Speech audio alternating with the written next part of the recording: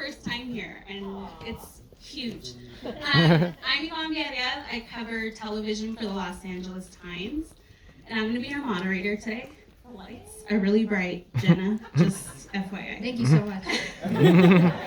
So I'm not off book, so if you'll allow me to read this intro, I'd appreciate it. So, in the first 3 weeks, Wednesday became the second most viewed English language series in Netflix's history, amassing more than 1 billion hours of viewership from more than 150 million households. I think my niece Viviana was a portion of that. It also garnered lots of fan love on social media, especially Wednesday's dance scene. The series is a sleuthing, supernaturally infused mystery, charting Wednesday Addams' years as a student at Nevermore Academy. Wednesday attempts to master her emerging psychic ability, thwart a monstrous killing that has terrorized the local town, and solve the supernatural mystery that embroiled her parents 25 years ago, all while navigating her new and very tangled relationships at Nevermore. So I'm very excited. Please welcome SAG Award nominee Jenna Ortega. It was so awkward standing there and just like waiting. Were you like, I would have said that differently? Well, I was gonna come out, but then I also didn't want to be standing right here when you were saying all those really nice things, so I just decided, okay. Have you been here before? No, I've never been here before. I've never. Is this what it's like on a set with lights like that? No. Well, sometimes if they move like a flag and you're not ready for it and you're standing there, but it's not too bad. Yeah, I'm kind of used to it. Well, first of all, congratulations on the success of the series. I mean, it is receiving so much love from fans, and it's already been nominated for a number of awards, including your SAG nomination. I'm curious, how have you handled this level of attention on you? There's no handbook for it. It's, to be honest, been a really stressful time. That's I mean, I don't think I was anticipating that many people tuning into the show, nor the reaction being so positive. So I think at first it was kind of the surprise of that, but then also, yeah, I'm just not used to that kind of attention, and it's exciting, and I'm really, really happy that, my cast and crew, knowing how hard everybody worked on that show, that they're getting the recognition and offers and things like that they deserve. But then, yeah, it's very startling, and it's definitely takes some getting used to. Well, and I know that you were initially hesitant about stepping into the shoes of, this iconic character who's been played memorably through the years by other actresses, including the late Lisa Loring and Christina Ricci. What about this telling of Wednesday felt new enough for you as an actor to want to say yes? I wouldn't even say it's necessarily that. It's just there's not I can't think of a Latina character who has the same reach as Wednesday Addams does. So the fact that Netflix was so willing and so adamant about a Latin person being cast in a position like this, if all I've ever wanted to do with my career, or something I definitely want to accomplish with my career, is give representation to people of color, and for them to be shown in positive lights, and not just be, because it's often the side character who carries their flag on their shoulder, and it's their entire personality, and there's nothing interesting about them other than the fact that they're Hispanic, and then also possibly gay, because they like to check 2 boxes with one character.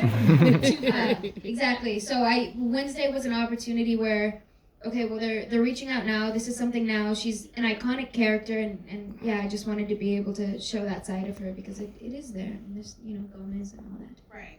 Well, and I know that Al Goff and Miles Miller, the creators and showrunners of the series, have talked about, when developing Wednesday, it was very important to them to sort of not follow the typical shy to confident arc of teenage female protagonists. Wednesday is somebody who starts strong and stays strong through the series. What about that? How did that framing inform your performance or the choices you wanted to make with her? That's so strange, because I don't know. I guess I don't think I've ever come across a teen teenage girl character that I've played that wasn't strong. I feel like they've kind of always had that quality. I think just growing up as a woman, especially in this day and age where everyone is so much more vulnerable with social media and, everyone across the globe being able to connect to you somehow. But for Wednesday, it was a bit different. I guess because there's so much about the show that doesn't naturally make sense for Wednesday in terms of her, she's trying to battle a serial killing monster the whole time. Wouldn't she enjoy people being murdered? Like, I don't know, there's a lot of aspects to where her being nasty or her natural morbid taste could be distasteful. So I think for me the balance wasn't of, oh, she's weak, she's strong. She's consistently strong. Strong people can cry, strong people can have emotions, strong people can finally give their roommate a hug after knowing them for 6 months. It's just a matter of making sure that everything wasn't jeopardizing why everyone loves Wednesday as a character and her being so bold and nasty. There's a lot that you have to take on in this role. I mean, there's canoeing, there's fencing, there's speaking German, there's playing the cello. Talk a little bit about how you sort of had to work in those elements in your performance. Well, I started fencing and cello lessons 2 or 3 months before we started the shoot, and then I continued them throughout the 8-month shoot in Romania. So those two were, cello more than anything too, because we had a lot more fencing sequences, but they had to be cut because of time. It was whenever we could get a lesson in, so I know we hit the ground running. We had 2 weeks of rehearsals, and that's when we were doing the archery, canoeing, fencing. I didn't start doing the German until a week or two before we actually shot that scene. But it was show up to set 2 hours early, do the 12, 14-hour day, then go home and then get on a Zoom and have whatever lesson that I had or have whatever cello lesson that I would show up to my apartment and my cello teacher was already waiting for me. It was like that sort of thing where it was just constantly go. And then if you could, on a weekend, if we weren't shooting the 6th day that week, it was all right, well then we'll get your lessons in on that day if you couldn't do it tonight, Give me your canoeing or cello horror story. I would say that the first piece that I play, Paint It Black on the cello, Danny Elfman's score, I had not touched a cello until about 2 months prior, and the score that Danny wrote, I got maybe 2 weeks before we shot it, so I didn't get to practice with my first cello teacher. I had to practice with the second Romanian cello teacher, so that was already weird switching teachers, but also the piece is made for 2 cellos and not 1, so I have to pretend like I'm playing it.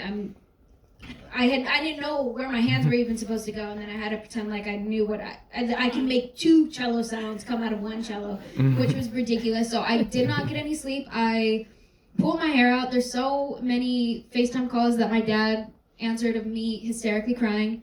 And then I remember Tim being, don't worry, you're going to do great. It's going to look great. But I put such a pressure on myself because I wanted cellists to be able to watch it and feel like it was actually done right, because I can't imagine how annoyed string players get with that sort of thing. So I put an absurd amount of pressure on myself just for us to finish shooting it in maybe 20 minutes. Was there an option of we can get a double for this, or we can work around this? Yeah, and that was the thing with the show. We started running out of time because Wednesday's in pretty much every scene. So towards as the episodes go on, they had to start using stunt doubles or occasionally a cello double if they didn't have time to get hands. But I was very adamant about being as well prepared as possible because I wanted them to be able to use myself, because that's so much more believable if you can see her face in the shot. So. Right. So in this time, the break between seasons, are you still practicing the cello? Well, I actually, if Netflix is in here, I actually would love to start the cello lessons as soon as possible. I haven't been able to because I want to be Netflix. Well, because we had to cut so much because again we didn't have time. So I had 3 other cello pieces prepared that were cut and we didn't even get to shoot. So I'm ready to do those songs whenever. But yeah, I've been traveling around shooting and I haven't been in the same place, so it hasn't been. I've been doing other characters and and now I know that this is coming up, so I probably should jump ahead of the curve. We should have brought a cello so you could just start practicing. I think nobody needs that. I think that would be really vile and offensive to everyone. I don't know. I think in comparison to me, it would do pretty well for you. I still know Paint It Black, but like the back of my hand. I can do that one in my sleep, for sure. I know that. And then Vivaldi, The Four Seasons. Not well, but I can do that. Interesting. Well, tell me, I know when I take on a story that I've never done before, or it's just the magnitude is different. There's insecurities. I imagine there was insecurities before taking on a role like this.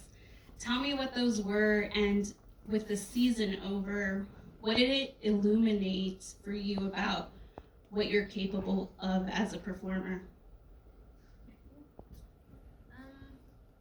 Well, I think a big part of my I was very hesitant to do the show, and I actually kind of turned away from it a couple of times because it's been done so perfectly. First of all, the 60s show is incredible. It's the only time we've seen Wednesday that young. Lisa Lauren, may she rest in peace, she's a legend, and she created, the first Wednesday dance.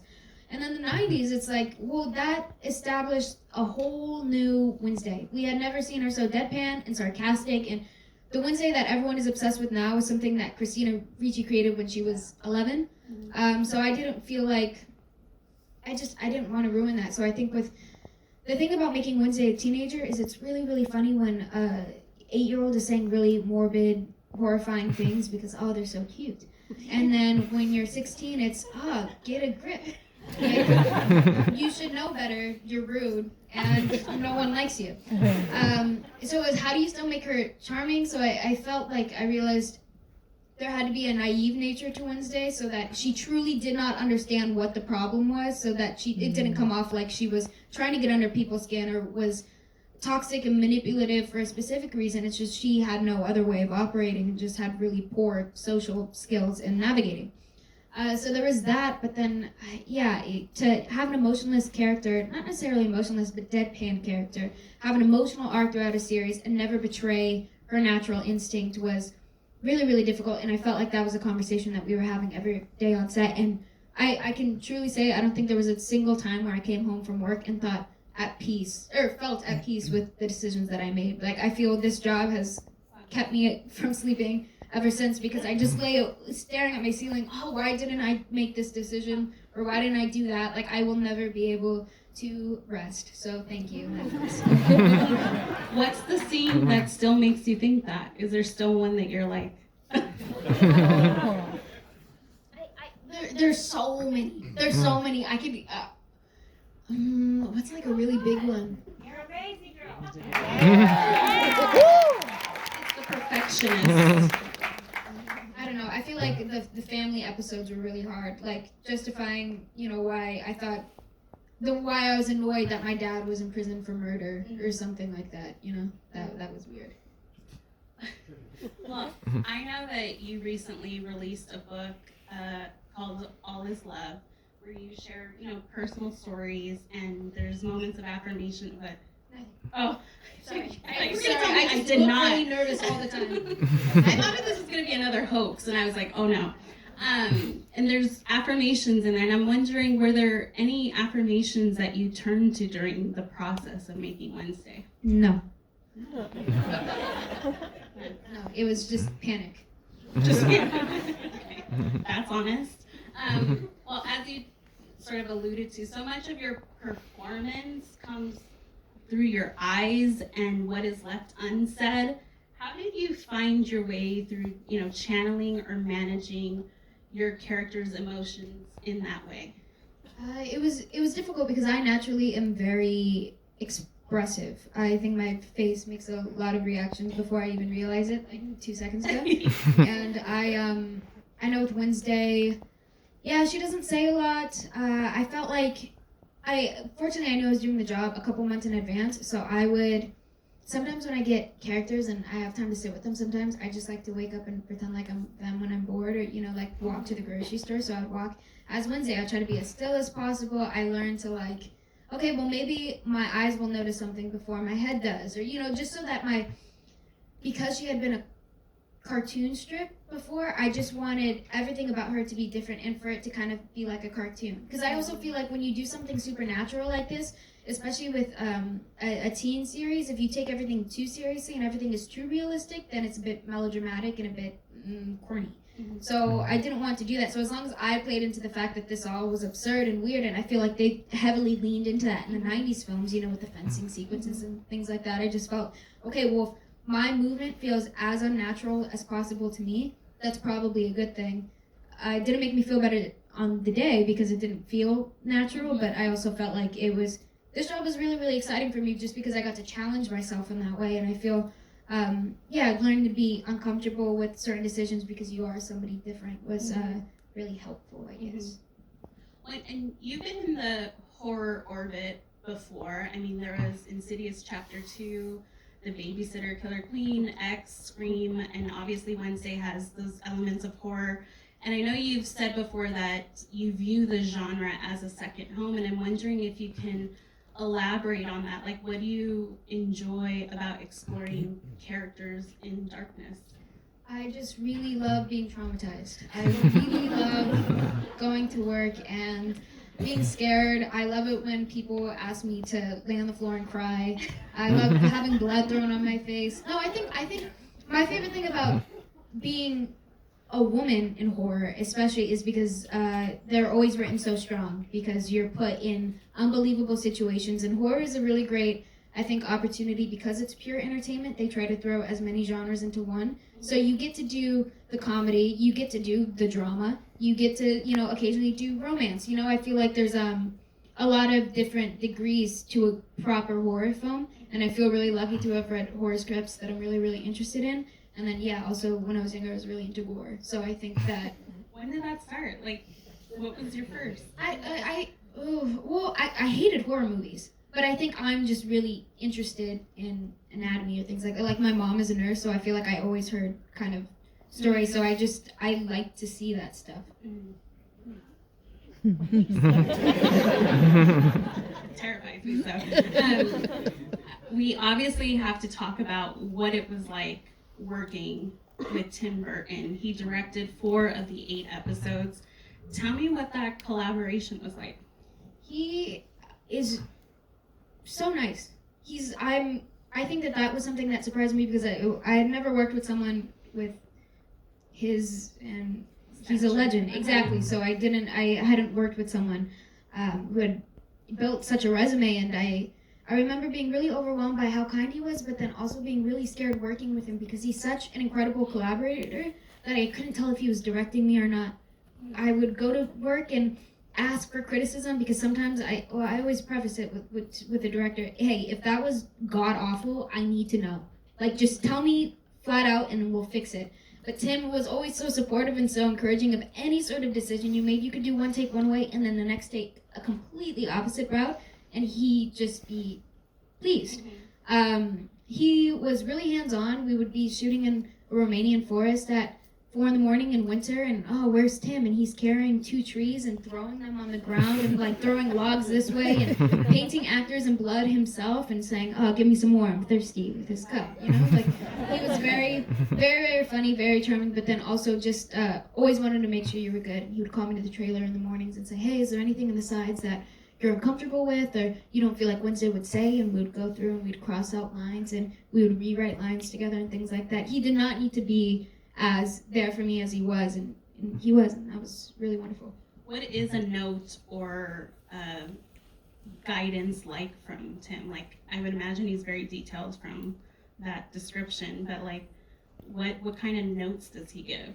Well, you can usually tell when something is wrong when you hear him moan behind the screen, where he goes like, or like he starts mumbling to himself. So it's like something. It's so entertaining because sometimes he's like a little kid and he's laughing and pointing and has to keep himself from, engaging. And then other times he's like, oh, well, the light just went out. So, like he just talks. That or he would draw little images before I came to set on the back of his sides. And then he would show up and say, oh, hey, Tim. And he would show me. And it would be a photo of me playing the cello or something. And he would say, this is the shot that we're doing right now. Wow. And I would say, oh, okay. That's cool. Yeah, it's really cool. Does he I don't know, would he text and say, I'm thinking of this too, or no? No, he's just constantly drawing. Constantly drawing. Yeah. Save that.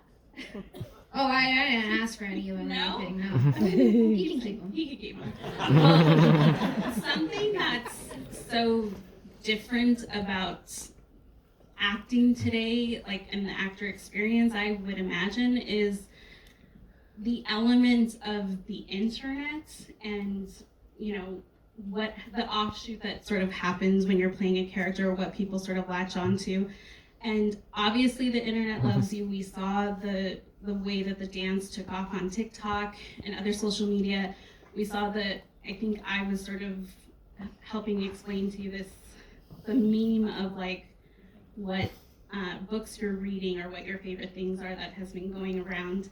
And I'm curious, like, what is that element of this whole thing like for you, to know that, like, how do you feel about that element to the process? Do you feel like you have to lean into it, or is it best to just ignore it?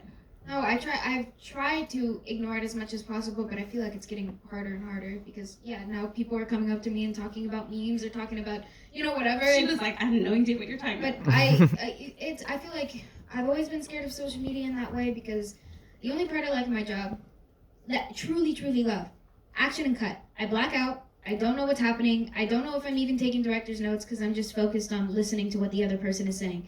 Everything else, the interviews, the press, whatever, it's all very perplexing, and it feels weird to have to. It's weird because I heard sometimes you kind of feel like a salesman sometimes, and I'm not trying to sell anything. I'm just trying to, you know, do what's creatively fulfilling to me and what's exciting to me and tell stories. So I think that something like social media, where now it's a part of the job and it's a part of your business, and you have to have a page and you have to do whatever. I think also, I mean,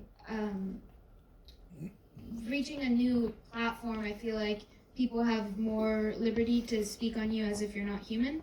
So I feel like it's actually getting harder and harder for me to engage with people on social media or be active in that way because I'm kind of, you feel like kind of, like you're just kind of tossed to the dogs in a sense. And I feel like people, because they can hide behind a screen, they can say whatever and do whatever. And again, I try not to read as much as possible, but also I don't want to start a fight or some battle trying to prove myself on social media because I feel like I'm just setting myself up to lose. I'd much rather just spend time with the people that I know and love and ignore that sort of thing, and again, just stay focused on my work.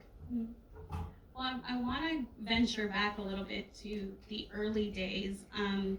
As you said, your mom was an ER nurse, and the story goes that she bought you a book of monologues and posted a video of you performing one of them on Facebook when you were, 9 years old? Yeah. And then a year later, you got a TV role in the short-lived sitcom Rob with Rob Schneider. What do you remember about being on a set for the first time? And how was it sort of navigating that world at that age? Like, what was the learning curve? I just thought it was cool. I thought it was really interesting. I felt like I wanted to ask as many questions as I possibly could. I actually used to, when I first started getting on sets, I wanted to be as professional as possible. So I would carry around this notebook, and anything that I overheard people talking about, or I would go up and ask questions. I would go and ask the gaffer, like, oh, what are you doing with that C-stand, or what is that light called? Oh, what is that for? And oh, what is coverage light? And oh, you know, I would ask them questions, and then I would write them down. So I had a category for directors, and I never wanted to bother them, and it was only when they were willing to like engage and answer questions. But I made notes where it's like, this is what a mark is. It looks like a T, it's on the floor, it's this color, you know, they assign a color to your character, that's where you're supposed to stand. Don't look here, always look on the matte box here and here. Like, I just made these notes so that when I went on my next set, I already was equipped with certain information. So I knew, like, oh yeah, I know what this mark means. Don't worry. Things like that. Did your parents have sort of any guidelines or restrictions, I guess, of like to keep in mind on as you started this journey? Like, did they have like, you know, we got to think about school, or if you start not to like it, we're gonna do this? I've always been able to leave because they initially didn't even want me in the industry, not to not be supportive, but just because it is so cutthroat. And what are the chances? Mm-hmm. Like, this is kind of insane that I'm even right here. Yeah. So yeah, none of us were expecting any of that, and their main priorities was, I had to have perfect grades, I had to have all A's, and if I was given a platform, I had to use that platform for good. And if I ever started to abuse it in any sense or didn't give back to my community or wasn't engaged in the things that I was always interested in as a kid, I shouldn't be here. Mm-hmm. Well, I think there was this Kiki Palmer interview where she talked about the curse and the benefits of sort of coming up in the Disney Channel and Nickelodeon pipeline. Like within the industry, there's this idea that like young actors that come out of that are either too polished or they're not thinking about their performance enough. And I'm curious for like, and which is obviously not true. I'm curious for you, like, what did like your time like? How do you view your time on Stuck in the Middle in terms of it being a training ground for you as an actor? Well, I mean, it prepared me for something like this, I guess you could say, because I was the lead of that character, or of that show as well. And it was Stuck in the Middle, there were 7 kids, I was the middle child, and I had to talk to the camera, and I had all of these monologues, and I had really intense work. It was single camera, which was very different for Disney, which is a different shooting schedule, I'm sure a majority of you guys know. So I feel like just having to hustle in that way and, you know, shoot 2 episodes a week and then do my school and then go home and do more hours of homework and then on the weekends be flown to Disney World to shoot whatever international promo and say Shalom Israel and Konnichiwa Japan and then fly back and do it all again. Like, I feel like the non-stop, because it is a machine. So I feel like having had that experience, it prepared me for, okay, well, entering television again, don't be surprised. Yeah. Well, because most people obviously get into acting because they love it, they want to be creative, especially when they're pursuing it at a young age. But like you said, it's also a business. There are contracts and there's all these things that sort of put limits on the freedom or fun or growth that you get to pursue in the growth of your career. And like, I'm curious, like, when did you first experience that reality check that there are bigger entities involved with getting in the business? I don't know that. I feel like everything about this industry has always been intimidating, and I think because I wanted to perform so well and I put such immense pressure on myself naturally, I don't think that anything has really been surprising. I just feel like the further and further you go, the more you get, oh, this is like Hollywood. Like, oh, these are the bigwig producers that people are talking about. But none of it's been surprising. I feel like I naturally am a very anxious person, so I feel like I've always been on the edge of my seat. Like, oh, what does that mean? Or, you know, like I don't think I've been shocked in that way.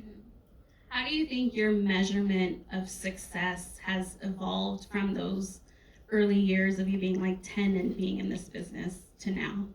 I'm naturally someone who's never satisfied, so I think that whatever it is that I'm working on now, I need to be better about it, but it's really hard for me to like appreciate what's happening now and not what could be.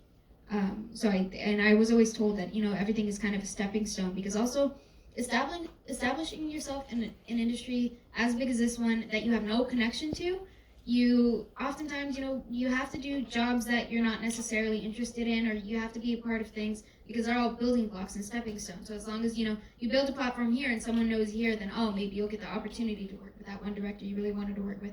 So I feel like for me, I guess a measurement of success is learning that hopefully I'm now starting to get to a place where I could be a bit more selective about what I want to do, and not everything is trying to establish myself or make myself known, in a sense. I feel like maybe I have more liberty there. That's good. Good place to be. Yeah. Well, obviously we know Wednesday is returning for another season 2. Yeah. I think the writer's room has opened, but how much do you know about what's in store for season 2? I know nothing.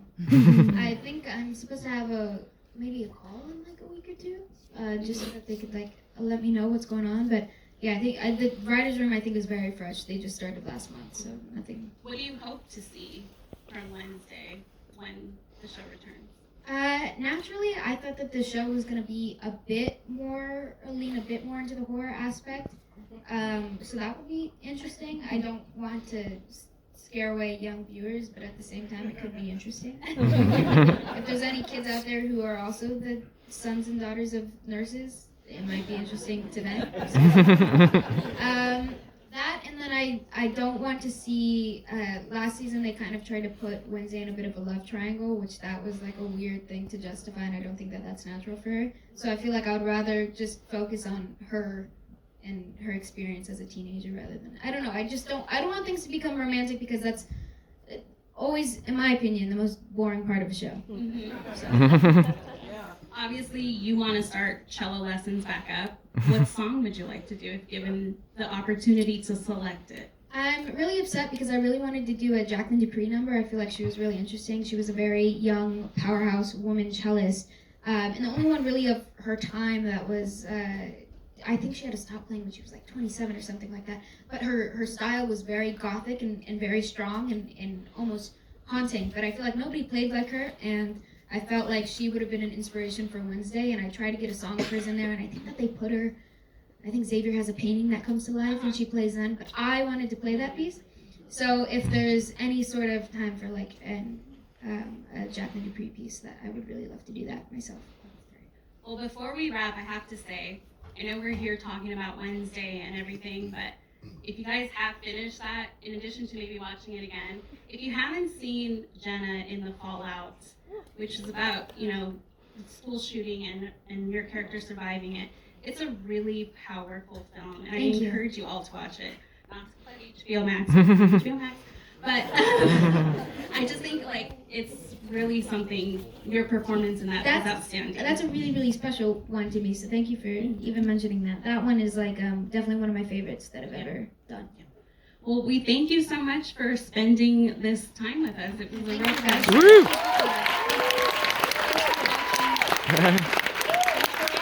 Thank you.